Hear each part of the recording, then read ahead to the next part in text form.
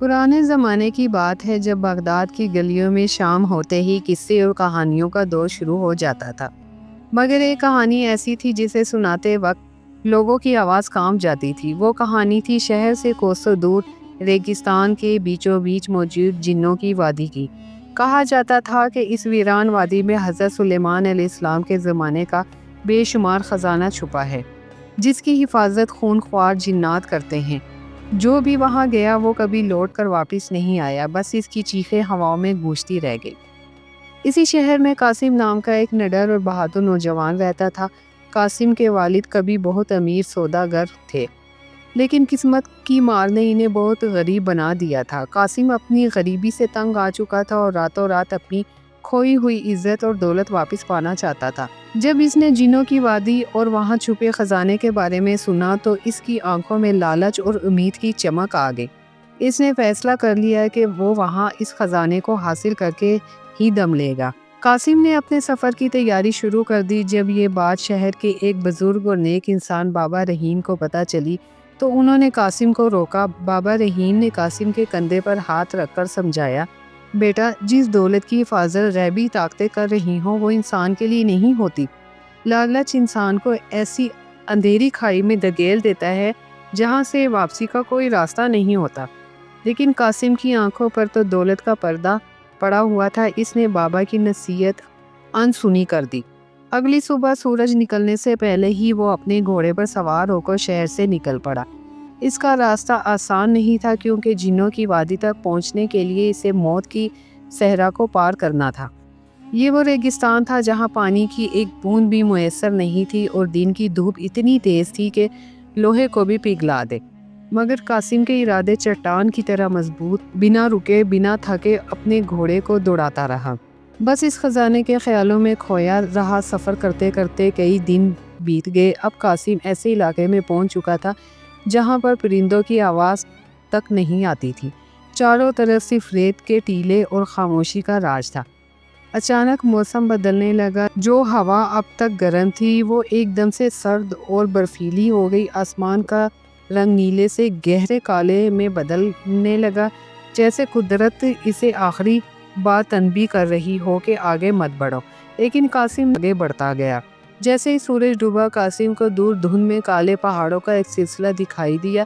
یہی وہ جگہ تھی جنوں کی وادی۔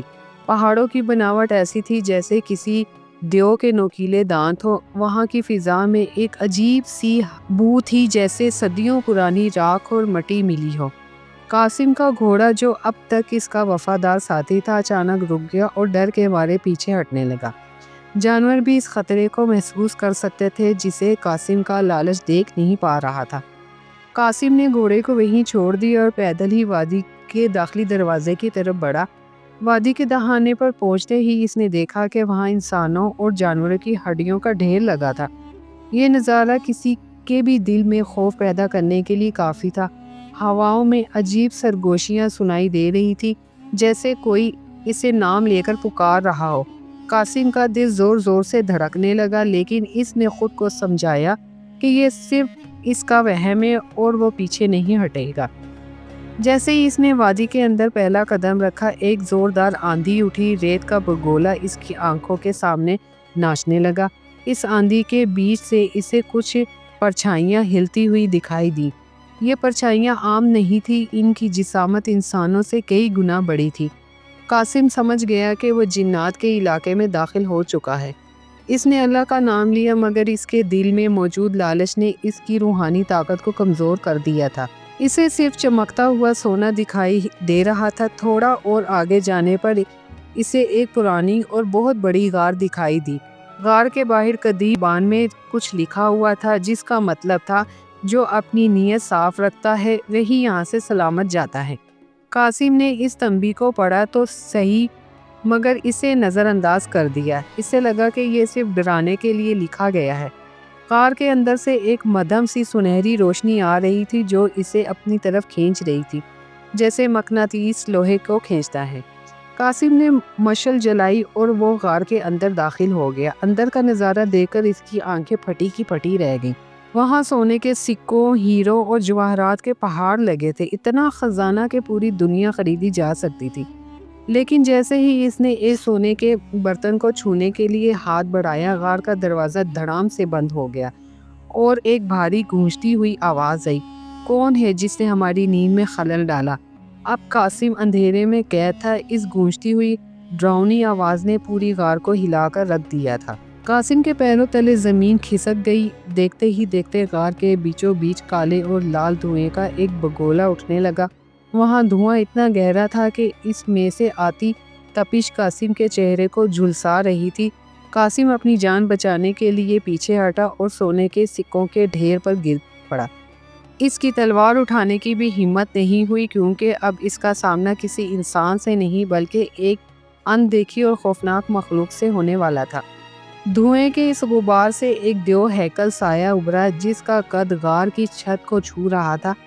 اس کی آنکھیں جلتے ہوئے انگاروں کی طرح سرخ تھیں اور جسم دھوئیں سے بنا ہوا لگ رہا تھا۔ یہ عفریت نام کا ایک طاقتور جن تھا۔ اس کی سانسوں سے گندھن کے بدبو آ رہی تھی۔ قاسم کا پورا جسم ڈر کے مارے کانپنے لگا اور اس کی زبان تالو سے چپک گئی۔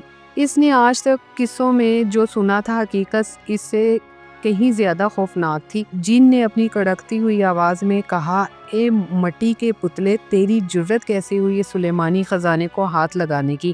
کیا تجھے اپنی جان پیاری نہیں ہے؟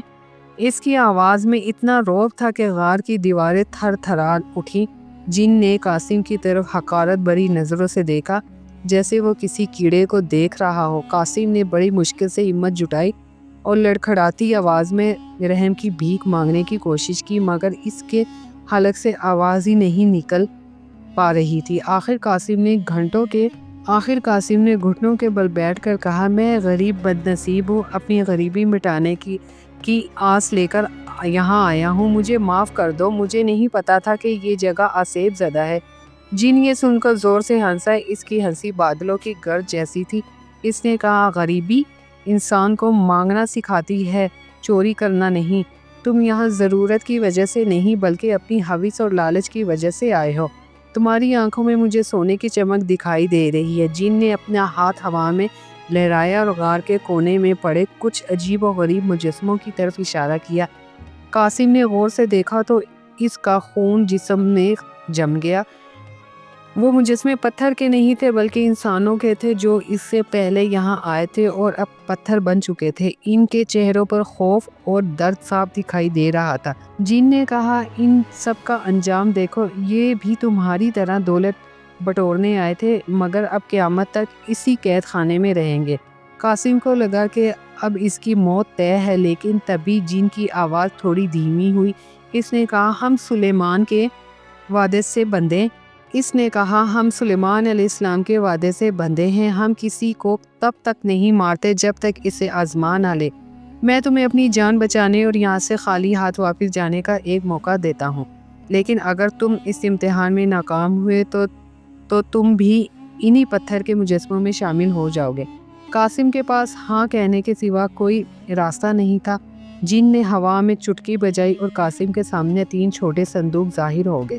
پہلا صندوق خالص سونے کا بنا تھا اور اس پر ہیرے جڑے تھے۔ دوسرا صندوق چاندی کا تھا جس پر نقاشی کی گئی تھی، اور تیسرا صندوق پرانی سڑی گلی لکڑی کا تھا جس پر دھول جمی تھی۔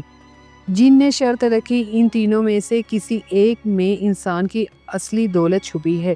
صحیح صندوق چنو گے تو آزاد ہو جاؤ گے اور غلط چنا تو یہی دفن ہو جاؤ گے۔ قاسم کی نظریں فوراً سونے کے چمکتے ہوئے صندوق پر جم گئی۔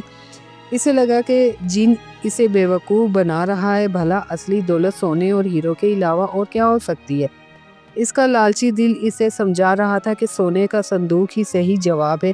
چاندی کا صندوق بھی قیمتی لگ رہا ہے، لیکن وہ لکڑی کے اس پرانے ڈبے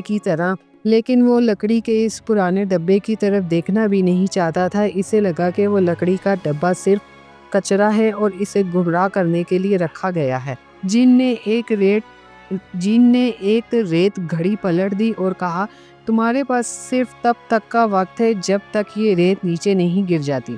سوچ سمجھ کر فیصلہ کرنا اے انسان، اکثر جو آنکھوں کو بھاتا ہے وہی جان لیوا ہوتا ہے۔ قاسم کے ماتھے پر پسینہ بہنے لگا۔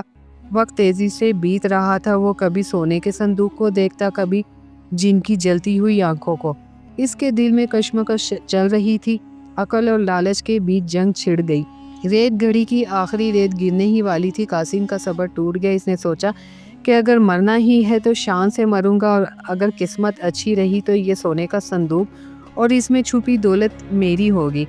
اس نے آؤ دیکھا نہ تاؤ اور جھپٹ کر سونے کے صندوق پر اپنا ہاتھ رکھ دیا۔ اسی پل جن کے چہرے پر ایک ڈراؤنی مسکراہٹ آ گئی اور اس نے کہا، افسوس، تو نے وہی چنا جو ہر لالچی انسان چنتا ہے۔ اچانک زمین پھٹنے لگی۔ قاسم نے جیسے ہی اسے سونے کے صندوق کا ڈھکن کھولا، اس میں سے کوئی ہیرا یا موتی نہیں نکلا بلکہ کالے دھوئیں کا ایک غبار باہر آیا۔ اس دھوئیں کے ساتھ ہی اندر سے کالے رنگ کے زہریلے بچھو اور سانپ نکلنے لگے۔ یہ نظارہ دیکھ کر قاسم کی چیخ نکل گئی۔ جسے وہ دولت سمجھ رہا تھا وہ دراصل موت کا سامان تھا۔ سونے کی چمک نے اسے دھوکہ دیا تھا۔ جان بچانے کے لیے بھاگنے لگا مگر سانپوں نے اسے گھیر لیا تھا۔ جن کی ڈراؤنی ہنسی غار کی دیواروں سے ٹکرا رہی تھی۔ اس نے کڑک دار آواز میں کہا، دیکھو نادان انسان، یہی ہے وہ لالچ جس کا تم شکار ہوئے۔ سونے کا یہ صندوق باہر سے جتنا خوبصورت ہے، اندر سے اتنا ہی کھوکھلا اور جان لیوا ہے۔ دنیا کی دولت بھی ایسی ہی ہے جو انسان کو اپنی چمک سے اندھا کر دیتی ہے اور پھر اسے ڈس لیتی ہے۔ قاسم کو اب بابا رحیم کی وہ بات یاد آ رہی تھی کہ حرام کی دولت صرف تباہی لاتی ہے۔